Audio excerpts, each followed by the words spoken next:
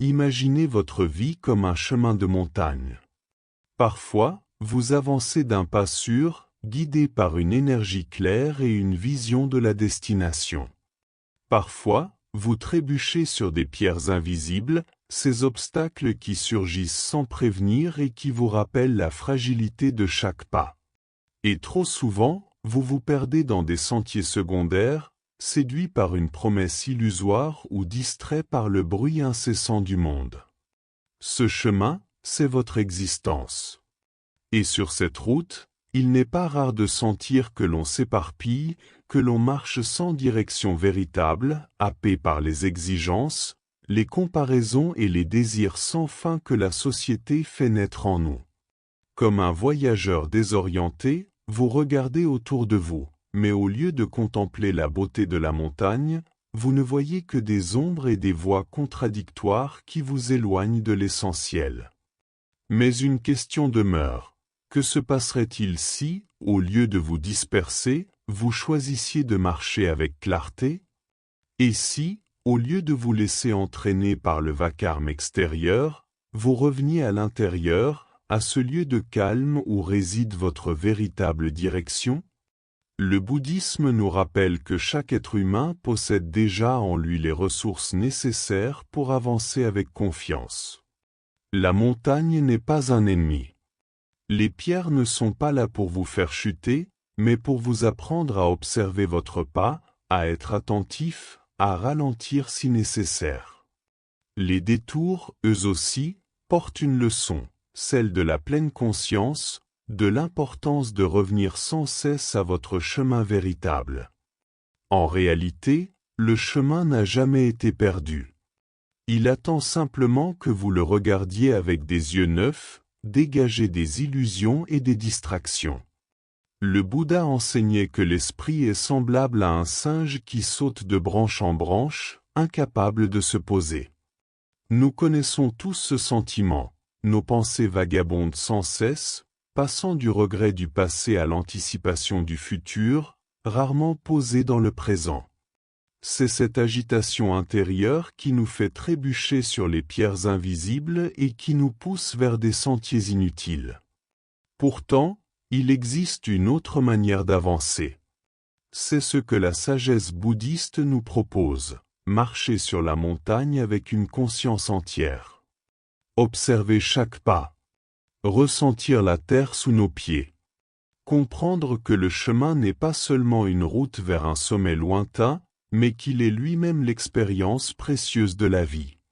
Quand vous choisissez de marcher avec clarté, vous commencez à voir la différence entre ce qui compte réellement et ce qui n'est qu'une distraction passagère. Vous apprenez à distinguer le bruit extérieur de la voix intérieure. Et dans ce silence retrouvé, vous découvrez que votre esprit possède une force immense, la capacité de choisir où poser votre attention. Marcher avec conscience, c'est refuser d'être esclave de la dispersion. C'est décider, à chaque instant, de revenir au moment présent. C'est comprendre que la paix intérieure ne dépend pas de l'absence d'obstacles, mais de la manière dont vous choisissez de les traverser. Les maîtres bouddhistes disent souvent que la voie n'est pas ailleurs, elle est sous vos pieds. Cela signifie que vous n'avez pas besoin de chercher la clarté dans un avenir lointain, ni dans des solutions compliquées. Elle est déjà là, dans votre respiration, dans votre attention, dans votre capacité à vivre pleinement ce qui est devant vous. Alors, imaginez de nouveau votre vie comme cette montagne. Imaginez que, cette fois, vous avancez non pas avec peur ou distraction, mais avec présence et détermination. Chaque pierre devient une occasion de grandir. Chaque détour devient une opportunité de revenir vers l'essentiel. Et plus vous avancez, plus vous réalisez que le véritable sommet n'est pas un point éloigné à atteindre, mais un état intérieur de paix et de clarté. C'est exactement ce que nous allons explorer ensemble aujourd'hui. Comment les enseignements bouddhistes peuvent vous aider à concentrer votre vie, à ne plus vous perdre dans les sentiers secondaires, et à transformer votre existence de l'intérieur. Le Bouddha a enseigné que toute souffrance prend racine dans deux grandes causes, l'attachement et l'ignorance. Ces deux forces, invisibles mais puissantes, agissent comme des chaînes qui nous maintiennent prisonniers de l'agitation.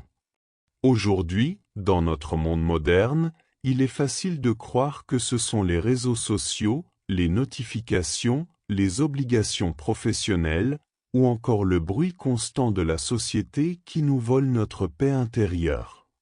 Mais la vérité est plus subtile. Ces éléments extérieurs ne sont que des déclencheurs. La véritable cause de la distraction réside dans notre propre esprit, dans cette quête incessante de nouveautés, de stimulation et d'excitation qui nous empêche de rester centrés. Notre esprit fonctionne comme un enfant curieux. Il court d'une idée à l'autre, attiré par la promesse d'un plaisir immédiat. Chaque fois que nous recevons une nouvelle information, une notification ou un compliment, notre cerveau sécrète de la dopamine, une molécule qui nous donne une sensation passagère de satisfaction.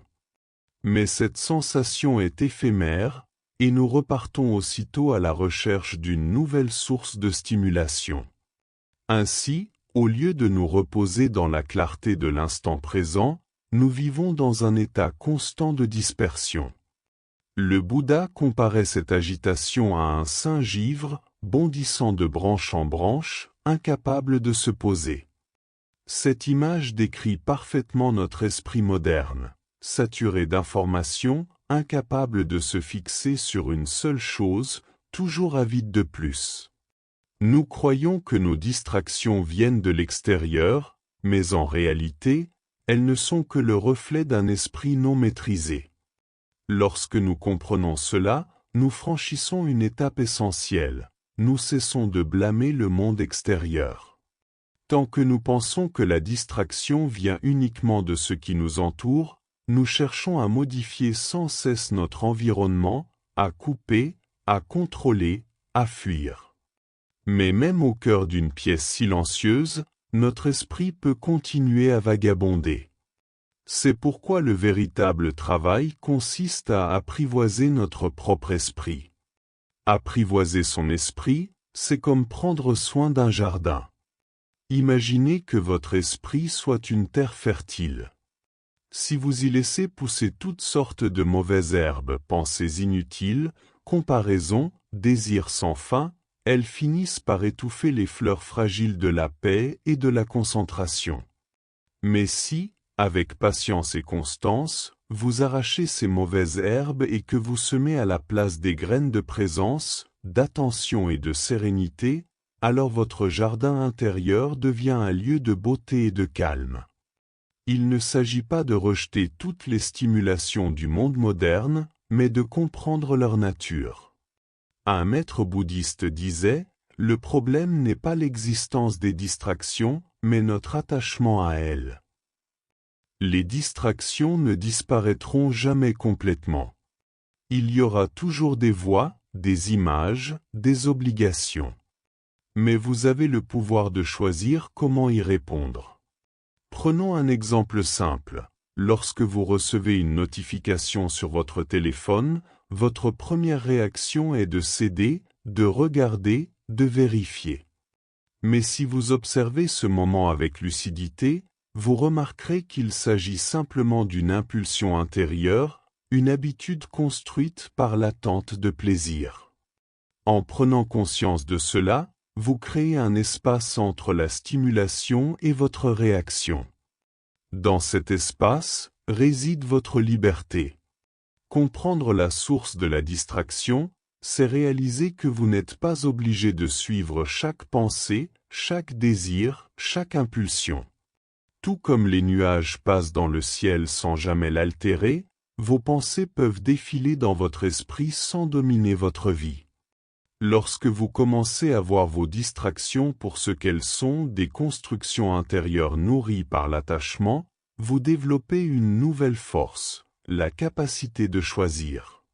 Choisir de rester concentré, choisir de revenir à votre respiration, choisir d'accueillir le moment présent. Petit à petit, cet entraînement vous permet de transformer votre relation avec vous-même.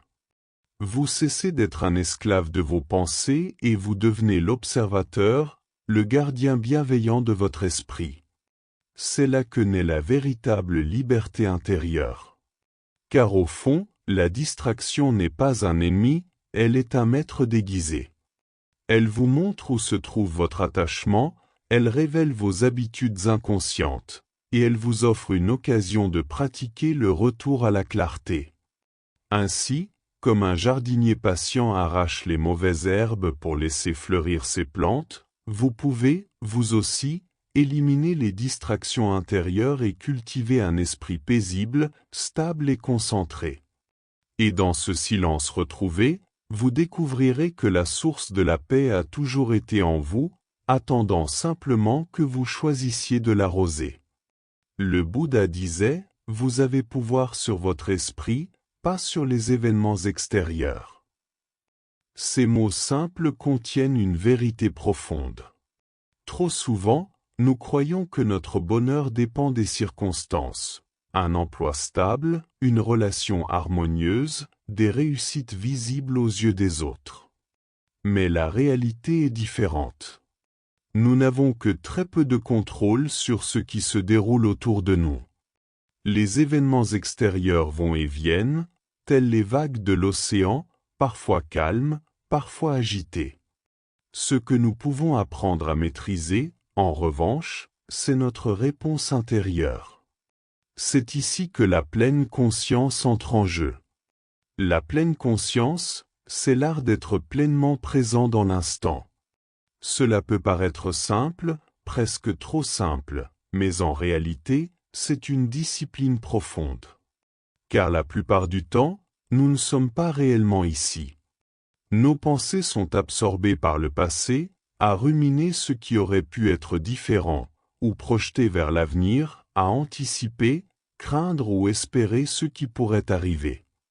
Nous passons ainsi nos journées à courir après un moment qui n'existe pas encore, ou à nous battre avec des souvenirs que nous ne pouvons plus changer.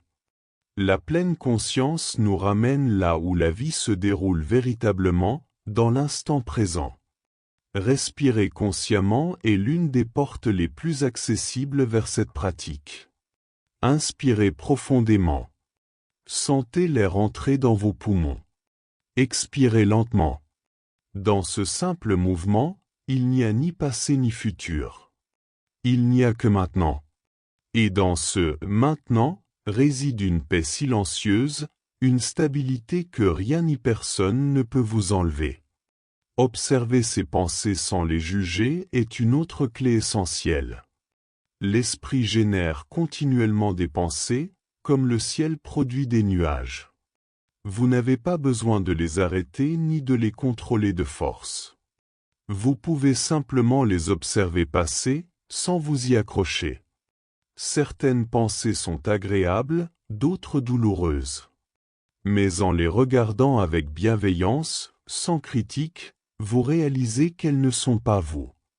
Vous êtes celui qui observe, le témoin immuable derrière le flot des pensées.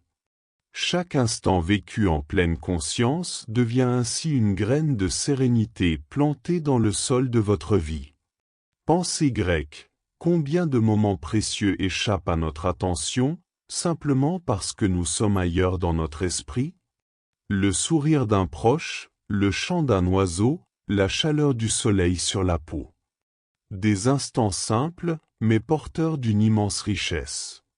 La pleine conscience nous permet de redécouvrir cette beauté ordinaire et de transformer le quotidien en une méditation vivante. Mais la pleine conscience n'est pas réservée à la méditation assise ou aux retraites spirituelles. Elle peut s'intégrer dans chaque geste de la vie. Lorsque vous marchez, marchez vraiment. Ressentez le contact du sol sous vos pieds. Lorsque vous mangez, mangez vraiment. Sentez la texture, le goût, la gratitude pour la nourriture qui vous nourrit.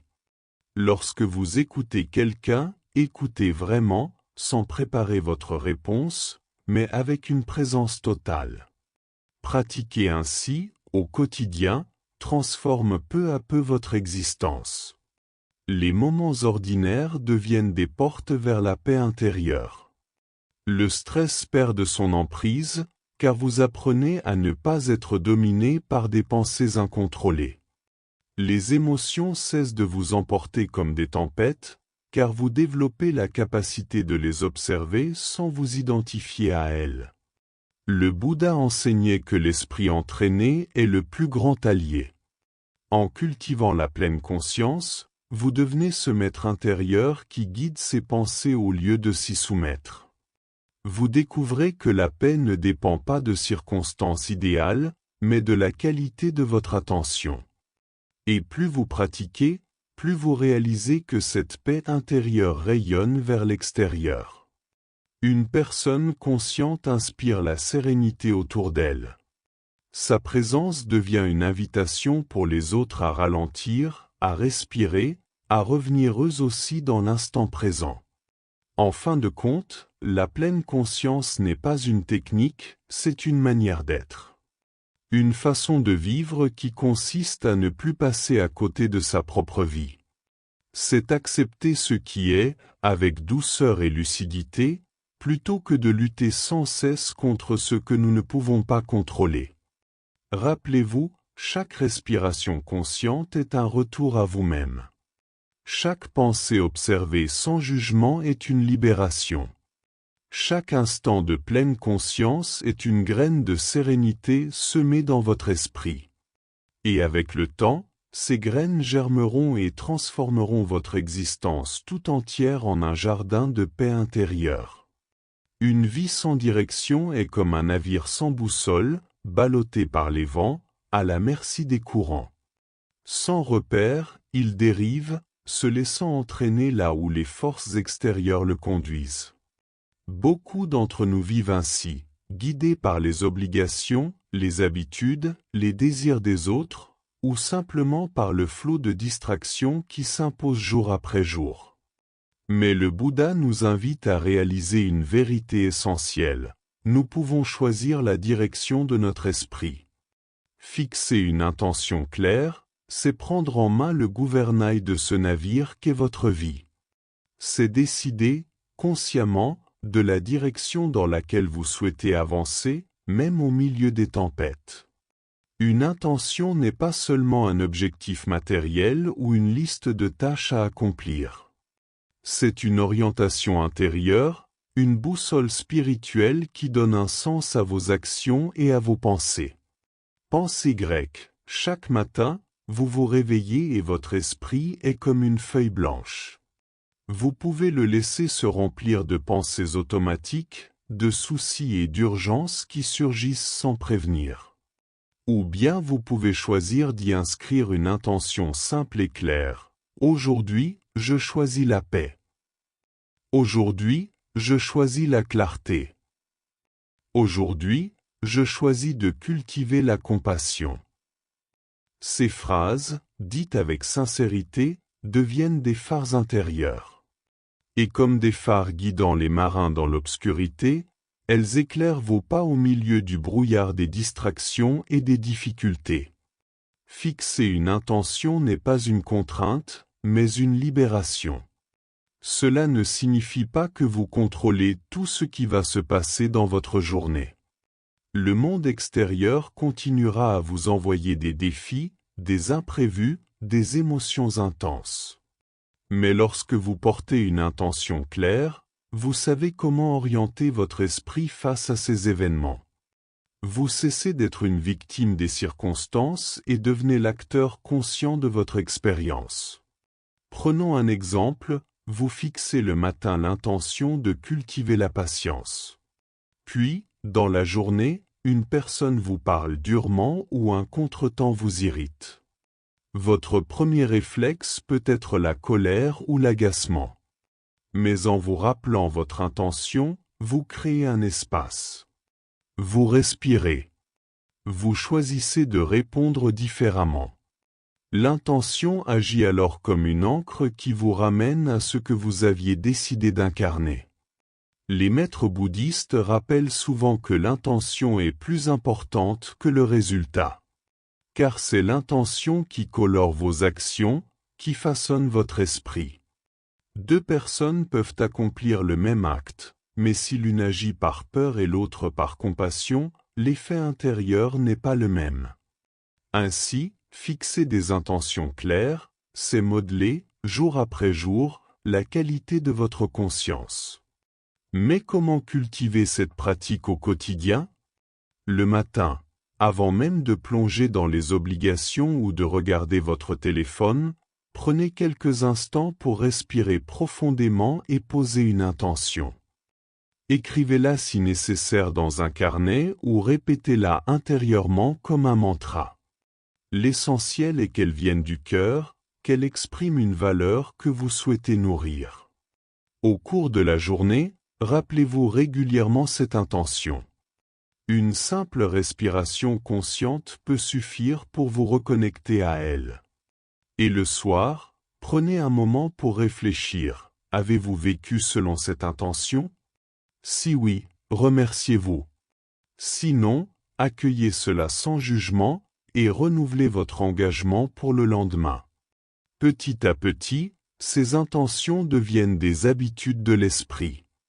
Elles structurent vos journées et réduisent votre vulnérabilité aux distractions.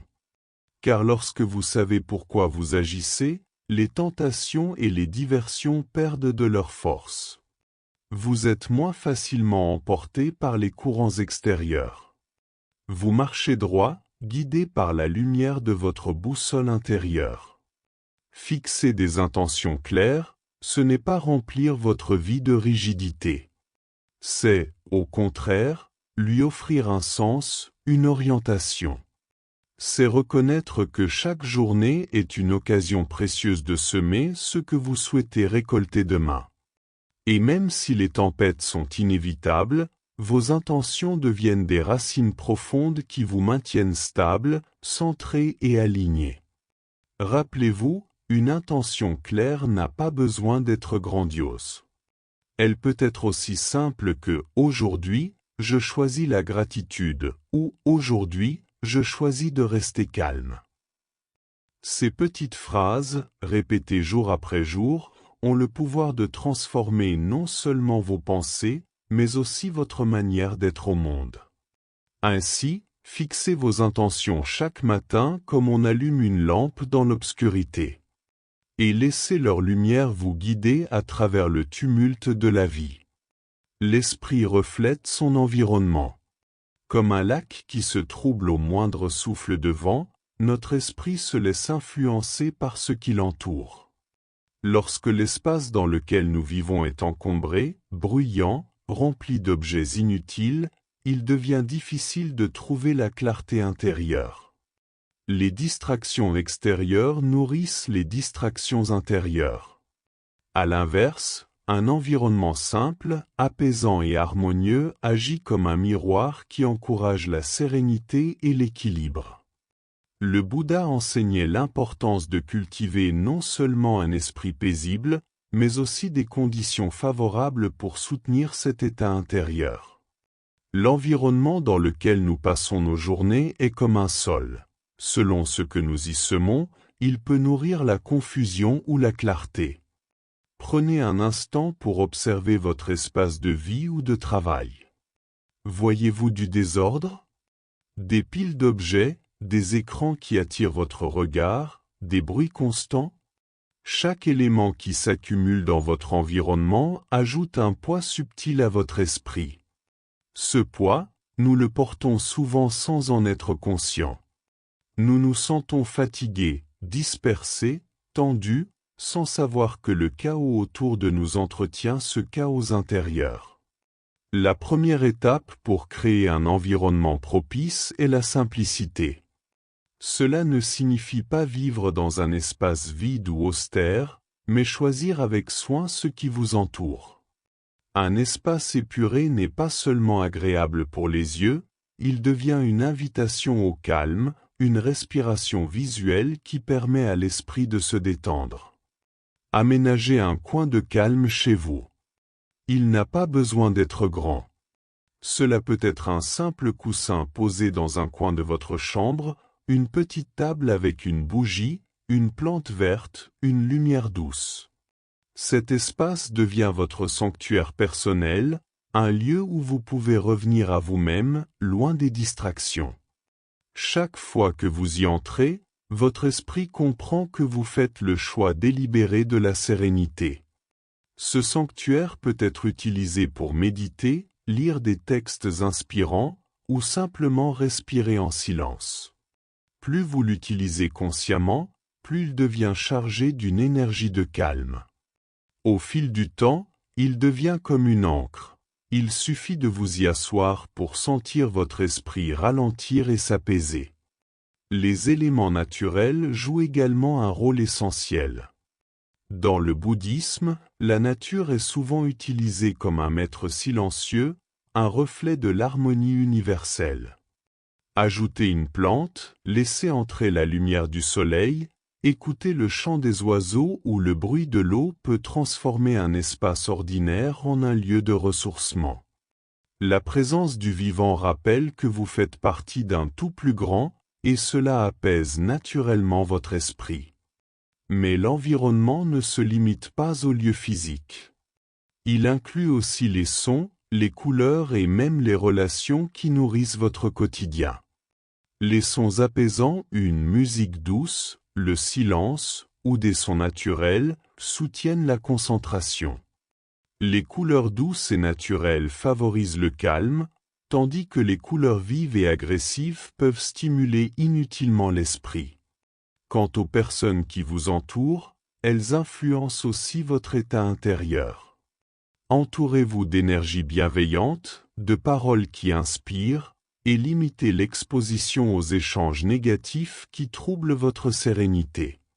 Créer un environnement propice, c'est aussi savoir poser des limites claires avec le monde extérieur. Dans une époque où la technologie nous sollicite constamment, il est essentiel d'aménager des espaces sans écran, des moments sans notification, des temps où l'esprit peut se reposer. Votre sanctuaire peut devenir ce lieu où aucun téléphone ni ordinateur ne trouve sa place, où seule la présence compte. Rappelez-vous, chaque détail de votre environnement est un message envoyé à votre esprit. Une pièce encombrée dit « sois dispersé ». Une pièce harmonieuse dit « sois tranquille ». Ce langage subtil agit en permanence sur vous. En choisissant consciemment ce qui vous entoure, vous choisissez en réalité l'état d'esprit que vous souhaitez cultiver. En fin de compte, créer un environnement propice, ce n'est pas seulement organiser un espace extérieur. C'est aussi créer un rappel constant de votre intention intérieure. Lorsque vous prenez soin de votre lieu de vie, vous prenez soin de votre esprit. Lorsque vous simplifiez l'extérieur, vous simplifiez l'intérieur. Et lorsque vous cultivez la beauté et l'harmonie autour de vous, vous cultivez aussi la paix et la clarté en vous. Ainsi, votre environnement devient un allié silencieux sur le chemin spirituel. Il n'est plus un lieu neutre ou un poids inconscient, mais un partenaire actif qui vous aide à marcher vers plus de concentration, de sérénité et d'éveil. Le bouddhisme enseigne une vérité profonde. Nos souffrances viennent de notre attachement excessif. Nous voulons posséder ce que nous n'avons pas, retenir ce que nous risquons de perdre, contrôler ce qui, en réalité, nous échappe toujours. Cet attachement crée en nous une tension constante, une peur sourde et une agitation qui nous éloignent de la paix intérieure. La vie, pourtant, est comme une rivière. L'eau s'écoule librement, elle ne peut être figée ni enfermée. Plus vous essayez de la retenir entre vos mains, plus elle glisse et vous échappe. À l'inverse, si vous acceptez de plonger vos mains dans le courant, sans chercher à le posséder, vous pouvez en ressentir toute la fraîcheur et la vitalité. C'est cela, le détachement, reconnaître que rien ne nous appartient vraiment, et que la beauté de la vie se trouve dans sa fluidité. Le détachement ne signifie pas l'indifférence ou l'absence d'amour. Beaucoup craignent ce mot, pensant qu'il invite à se couper des autres ou à vivre sans désir. Mais dans l'enseignement du Bouddha, le détachement est une liberté intérieure. C'est la capacité d'aimer sans s'accrocher, de profiter sans craindre la perte, de vivre sans dépendre du contrôle absolu.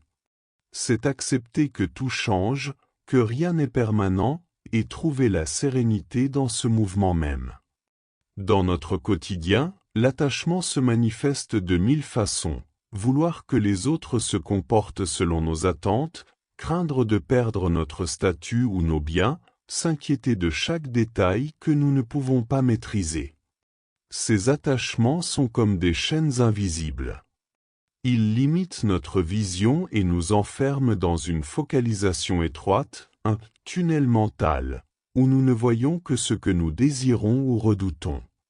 C'est ici qu'intervient la pratique de la vision panoramique. Au lieu de fixer notre attention sur un détail, une peur ou un désir précis, nous élargissons notre regard. Nous cessons de nous laisser piéger par un point unique et nous apprenons à voir l'ensemble. Comme lorsque vous regardez un paysage depuis le sommet d'une montagne. Soudain, vous percevez l'horizon, les vallées, les rivières, les forêts, tout un monde que vous ne pouviez pas voir en bas.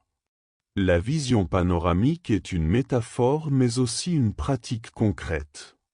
Elle consiste à élargir volontairement notre perspective, à ne pas nous enfermer dans nos pensées étroites.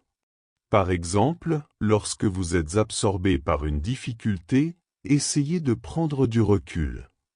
Respirez profondément, imaginez que vous élargissez votre champ de vision comme si vos yeux pouvaient embrasser l'horizon. Vous réaliserez alors que votre problème, aussi pressant soit-il, n'est qu'une petite partie d'un tout beaucoup plus vaste. Cette approche change tout. Lorsque nous cessons de nous accrocher aux détails insignifiants, nous retrouvons une clarté et un équilibre naturel. Nous comprenons que ce n'est pas un événement isolé qui définit notre vie, mais la manière dont nous choisissons de le traverser. Le détachement nous libère de l'obsession du contrôle, et la vision panoramique nous ramène à une conscience élargie, paisible et lucide. Les maîtres bouddhistes insistent, ce n'est pas ce qui nous arrive qui cause notre souffrance, mais la façon dont nous y réagissons. Une vision étroite engendre la peur, la colère et l'avidité. Une vision élargie engendre la compréhension, la compassion et la sérénité. Dans la pratique, vous pouvez cultiver cette perspective en développant des habitudes simples. Prenez chaque jour quelques minutes pour regarder l'horizon, le ciel, la nature, afin d'entraîner votre esprit à sortir de la vision étroite. Lorsque vous êtes submergé par une émotion, imaginez que vous prenez de la hauteur, comme si vous regardiez la situation depuis un sommet. Rappelez-vous régulièrement que tout est impermanent, vos joies, vos peines, vos possessions. Rien ne dure, et c'est précisément ce qui rend chaque instant précieux. Le détachement et la vision panoramique vont de pair. L'un nous apprend à lâcher prise sur le besoin de contrôler, l'autre à élargir notre regard pour voir la totalité. Ensemble, ils nous permettent de retrouver une concentration véritable, non pas crispée sur un objectif étroit, mais ancrée dans une présence vaste et équilibrée. En choisissant le détachement, vous cessez d'être prisonnier de vos désirs et de vos peurs. En cultivant la vision panoramique, vous découvrez que votre vie est bien plus vaste que vos préoccupations immédiates. Alors, vous avancez dans le monde avec une légèreté nouvelle, une clarté qui ne dépend pas des circonstances, mais de la liberté intérieure que vous avez choisie. Nous vivons dans une époque d'hyperstimulation. À chaque instant, notre attention est sollicitée. Un message qui apparaît, une notification qui clignote, une vidéo qui se lance automatiquement. Nos journées sont rythmées par une succession d'images, de sons et de distractions qui laissent rarement de place au silence. Dans ce contexte, L'ennui semble être devenu un ennemi à éviter à tout prix. Nous cherchons constamment à remplir le vide. Si nous attendons dans une file d'attente, nous sortons notre téléphone. Si un moment de silence s'installe, nous allumons la télévision, la radio ou la musique. Même nos promenades sont parfois accompagnées de podcasts ou d'écouteurs. Nous avons perdu l'habitude de simplement être, sans rien faire, sans rien attendre. Pourtant, c'est dans ces instants d'inaction que se cache une vérité essentielle. Le Bouddha enseignait que le calme est une porte vers la sagesse.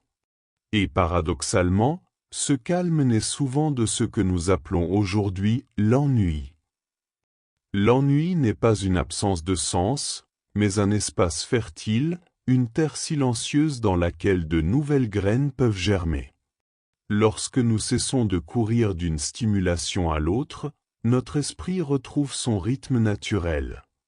Comme un lac qui s'apaise lorsque le vent tombe, il devient clair et transparent, reflétant la réalité avec précision. Dans le silence, des graines invisibles commencent à pousser, des intuitions, des idées créatives, des compréhensions profondes. L'ennui devient alors le sol fertile de la créativité et de la sagesse. Ce que nous prenons pour un vide inconfortable est en réalité une ouverture vers des dimensions plus vastes de nous-mêmes. Mais redécouvrir l'ennui demande du courage. Cela demande d'accepter l'inconfort initial, cette agitation qui apparaît lorsque l'esprit n'a plus de distraction à laquelle s'accrocher. Dans ces moments, vous pouvez ressentir de l'impatience, de l'agacement, parfois même une peur subtile. Mais si vous restez présent, sans chercher à fuir, vous verrez que cet inconfort se transforme en clarté. Comme les nuages qui se dissipent après une tempête, l'agitation finit par laisser place à une lumière tranquille. Autorisez-vous à ne rien faire. Asseyez-vous quelques minutes sans téléphone, sans livre, sans musique. Regardez simplement autour de vous. Laissez vos pensées défiler sans les suivre. Ce « rien » n'est pas une perte de temps, mais un retour à l'essentiel. Dans ce rien, vous apprenez à être, simplement. Marchez lentement, sans but précis. Observez vos pas, le mouvement de votre corps, la respiration qui vous accompagne. Contemplez le ciel, les nuages qui passent, la lumière qui change. Ce sont des gestes simples, presque enfantins, mais ils ouvrent une profondeur insoupçonnée. Dans ces instants, votre esprit cesse de courir et commence à voir la vérité avec clarté. Vous n'avez pas besoin de toujours faire pour exister. Dans le bouddhisme, on parle souvent de l'art de s'arrêter. S'arrêter ne signifie pas renoncer à la vie, mais au contraire l'embrasser pleinement. En cessant de courir, vous découvrez que chaque instant est déjà complet, que la paix est toujours disponible dans l'ici et maintenant. Les bienfaits de cette redécouverte sont immenses. L'ennui assumé développe la créativité, des solutions nouvelles apparaissent, des idées fraîches émergent. Il nourrit aussi la sagesse. En observant le flux de vos pensées dans le silence, vous comprenez mieux vos désirs, vos peurs et vos attachements. Et surtout, il vous ramène à une simplicité fondamentale, la joie d'être vivant, sans condition. Alors, au lieu de fuir l'ennui, accueillez-le comme un maître discret. Faites-lui une place dans votre quotidien. Réservez quelques minutes chaque jour pour ne rien faire. Créez un espace dans lequel vous vous permettez simplement d'exister, sans attente ni objectif. Vous verrez que ce temps, loin d'être perdu, est en réalité l'un des plus précieux que vous puissiez vous offrir. En redécouvrant le calme et l'ennui, vous retrouvez votre rythme naturel. Vous cessez de vivre comme une flamme agitée par tous les vents, et vous devenez une lumière stable qui éclaire doucement, avec constance. Dans ce silence, vous touchez la vérité profonde. La vie n'a pas besoin d'être remplie de 1000 choses pour avoir du sens. Elle est déjà pleine, déjà entière, dans le simple fait d'être. Concentrez-vous sur votre vie. Ne laissez pas votre esprit être un bateau dérivant sans gouvernail. Prenez les rênes de votre attention, pratiquez la pleine conscience, cultivez la paix intérieure. Rappelez-vous, la transformation ne commence pas à l'extérieur, mais en vous. Chaque respiration consciente, chaque pensée apaisée, chaque moment d'attention est un pas vers une vie plus claire, plus sereine, plus éveillée. La sagesse bouddhiste n'est pas une théorie lointaine. C'est un chemin vivant, une invitation à vous concentrer sur ce qui compte vraiment, votre esprit, votre paix, votre vie.